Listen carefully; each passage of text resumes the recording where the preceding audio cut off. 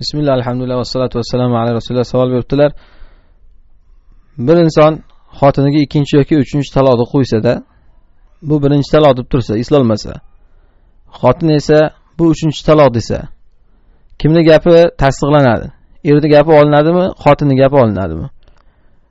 Bunda agar ayol ikkita guvoh keltira olmasa, eri uchinchi taloq qilganligiga, erning gapi olinadi.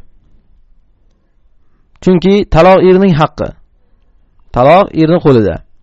Alloh subhanahu va taolo aytadiki: "Aw ya'fu allazi bi yadihi 'uqdatun nikah." Nikoh haqida qo'lda bo'lgan kishi deb erni aytgan. Modamiki erning qo'lidami, uni qo'lidagi narsani da'vo qilgan odam, menga berding deb da'vo qilgan odam dalil keltirish kerak bo'ladi. Rasululloh sollallohu alayhi vasallam so'zlariga binoan al-bayyinatu 'alal mudda'i va yaminu 'ala man ankar. Da'vo qiluvchi, da'vogar inson bayinot olib kelsin deydilar. Dalil olib kelsin ya'ni. Bu da'voni inkor qilayotgan odam esa qasam ichsin deydilar. Ya'ni bu da'vo yolg'on deb. Haqiqatda shuni agar men aytmaganman taloqda deb erkak bilsa, unutib qo'ygan bo'lsa ham, hattoki erkak kishining gapi gap bo'ladi.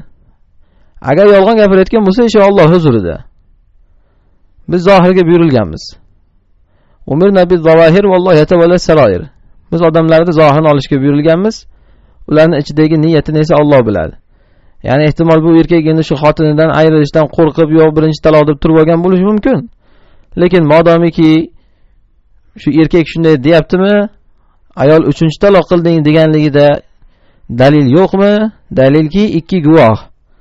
Ana u holatda erda tasdiqlanadi.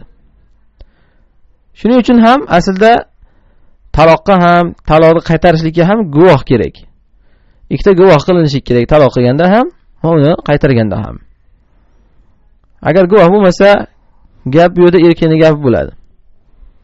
Chunki yana nikoh asli boqiyligi.